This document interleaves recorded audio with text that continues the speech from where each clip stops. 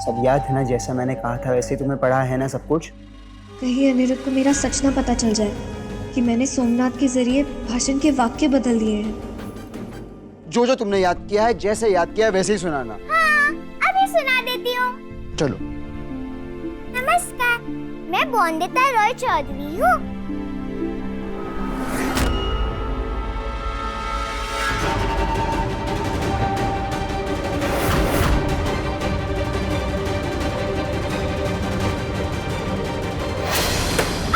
अनिरुद्ध! नहीं, क्या हुआ? लगी तो नहीं तुम्हें? लग सकती थी गहरी चोट, पर मैंने समय पे आकर, मतलब तुमने समय पे बचा लिया।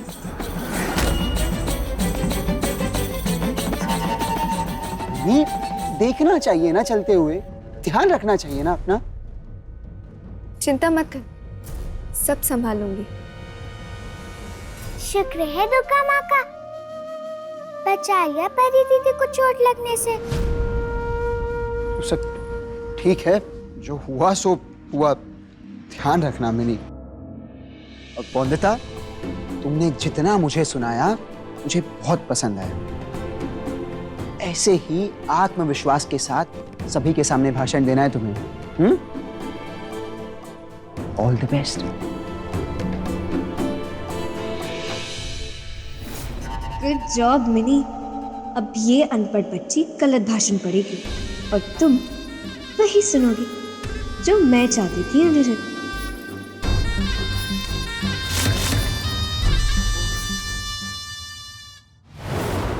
नमस्कार, आप सबका स्वागत है हवेली पर, और बहुत बहुत धन्यवाद भी इस महत्वपूर्ण काम में अपना समय देने के लिए। बस बोंदिता भी अभी कुछ समय में आएगी और आकर अपनी मन की कुछ बातें कहेगी। बोंदिता, आओ। तो जैसा मैंने कहा, बोंदिता अपनी मन की बातें करेगी और आप लोग भी बिना डरे, बिना झिझके अपनी राय दे सकते हैं। हमारा क्या है, छोटी मालकिन अगर कहेंगी कुछ तो हम उसमें हामी भरेंगे ना। अरे नहीं नहीं, बोंदिता आज यहाँ छोटी मालकिन बनकर नहीं, बल्कि आप में से ही एक बनकर आपसे बात करेगी।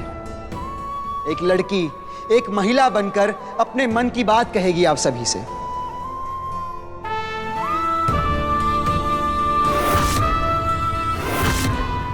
इसीलिए अगर आप लोगों को बोंदिता की कोई भी बात सही या गलत लगे तो बिना डरे, बिना झिझके अपनी राय जरूर दीजिएगा। ये मंच सभी के लिए बराबर है। यहाँ पर हर किसी को अपने मन की बात कहने का अधिकार दिया जाएगा। हम सभी के बीच सिटी काउंसिल के एक गांगुली बाबू आए हैं। आइए गांगुली बाबू, स्वागत है आपका।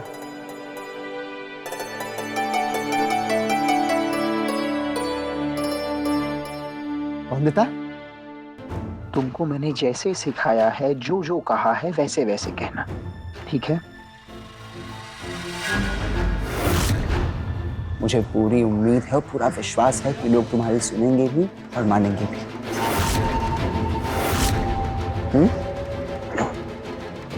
Best of luck.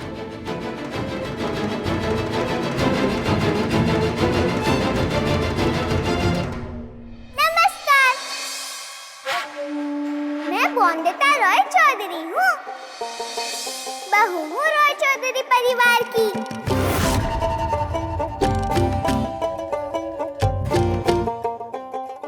पर आप लोग मेरी भारी साड़ी और गहनों पे मत जाइएगा। वो आप सबकी तरह ही मैं गांव से आई हूँ। मैं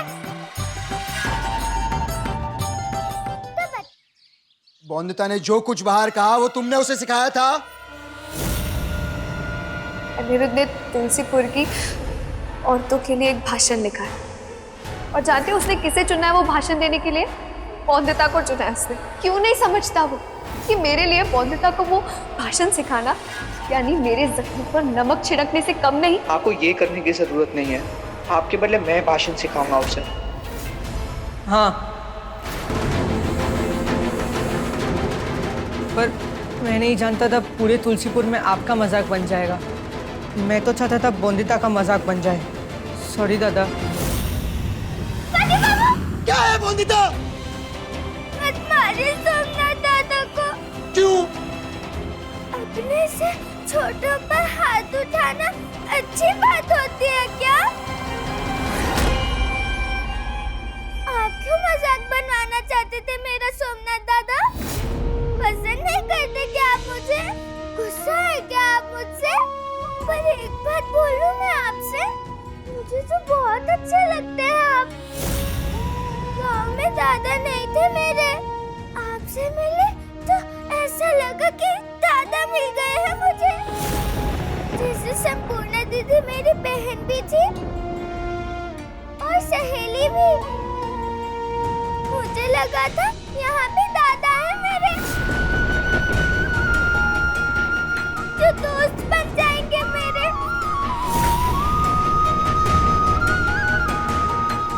सोम, जाओ यहाँ से। पर दादा वो सोमनाथ, यहाँ से जाओ अभी।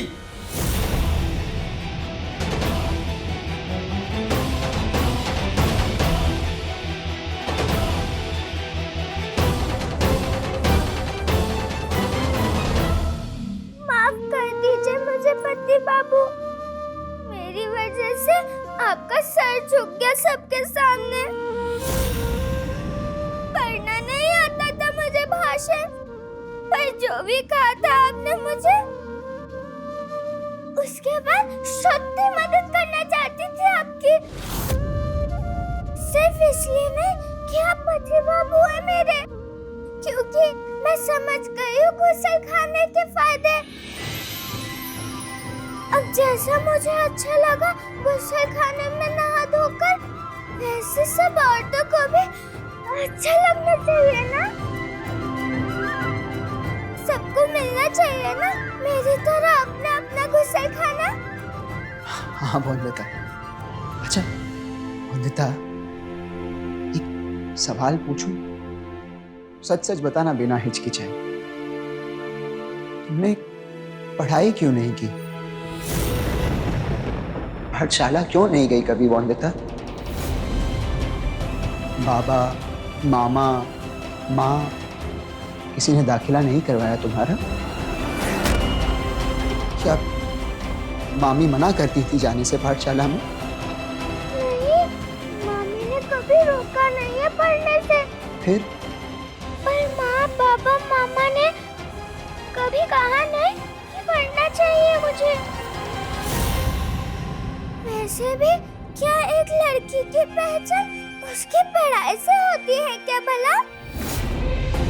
पढ़ाई लिखाई सिर्फ लड़कों के लिए जरूरी है? बताइए क्यों जरूरी है एक लड़की के लिए पढ़ाई करना? माँ कहती है कि बड़ी समझदार हूँ मैं। तो कहिए आप, फिर क्या जरूरत है मुझे पढ़ने लिखने की? मामी ने बताया था कि कोई नहीं पूछता है विवाह में कि लड़की पढ़ी लिखी है या नहीं। उल्टा नाराज हो जाते हैं रिश्ते वाले अगर लड़की पढ़ी लिखी हो। फिर क्यों चाहेगा कोई भी कि पढ़े उनकी लड़की भला? परी दीदी को क्यों भेज दिया आपने? मुझे सिखाने की जिम्मेदारी उनकी थी ना? और कोई नहीं सिखा सकता क्या तुम्हें? हम बनाएंगे तुम्हें कुशल गृहिणी। हम सिखाएंगे घर गृहस्थी के गुण। अच्छी पत्नी बनी, अच्छी बहू बनी, अब क्या अच्छी गृहिणी भी बनना पड़ेगा? एक बार में क्यों नहीं बता देते कि क्या क्या बनना होगा मुझे? सबसे पहले तो शांत बनना है तुम्हें। शांत रहना सीखो। जितना जबान चलाती हो ना, अगर उतना ही हाथ पांव चलाओगी तो क्या कुशल गृहिणी बनने से कोई रोक सकता है तुम्हें? गृहिणी बनना जरूरी है क्या काका ससुर जी? सूरज का उगना, हवा का चलना, जल का बहना जितना जरूरी है उतना ही जरूरी है एक औरत के लिए कुशल गृहिणी बनना। अरे घर गृहस्थी यही सब तो जीवन का सबसे बड़ा सुख है औरत का। घर संभालती, चूल्हा चौका करती, भोजन परोसती, क्या सबसे सुंदर नहीं लगती लड़कियां? याद रखो बहू, गृह कार्यों में निपुणता ही सबसे सुंदर गहना है एक औरत का।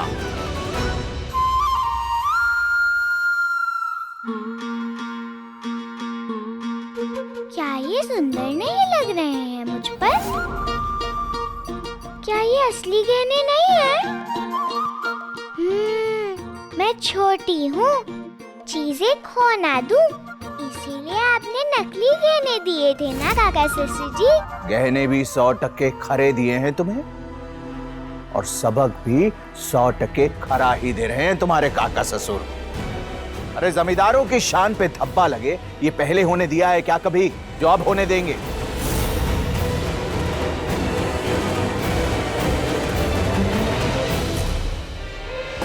कितना कुछ करना पड़ता है शादी के बाद। एक अच्छी बहू, कुशल गृहिणी और अच्छी पत्नी बनो। पहले तो बस पूरा दिन खेलो, रसगुल्ले खाओ और माँ से कहानियाँ सुनो। अब कैसे करेगी इतना सब नन्ही बोंदिता? बहू, ये लो बहू, आज से ये है असली गहना तुम्हारा।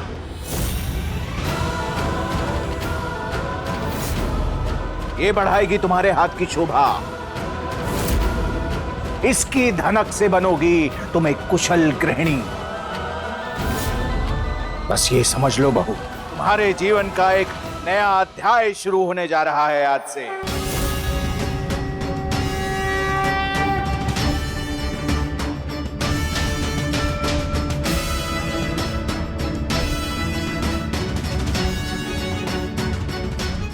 वंदिता,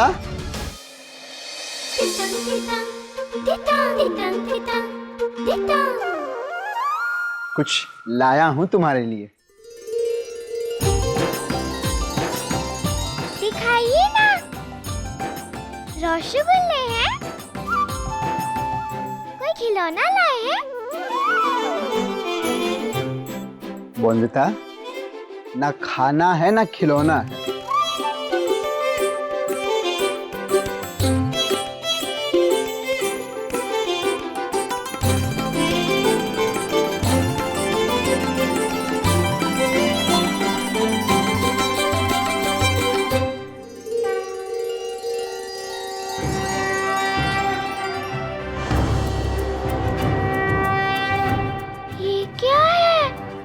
ये चौक और स्लेट है वंदिता, तुम्हारे लिए। बस ये समझो कि आज से तुम्हारे जीवन का नया अध्याय शुरू होने वाला है। ये चौक और स्लेट ही तुम्हारी शक्ति बनेगा वंदिता। तुम्हारे हाथों पे इसकी चमक तुम्हें कुशल गृहिणी भी बनाएगी और समाज में वो स्थान भी दिलवाएगी जिसकी हकदार हो तुम।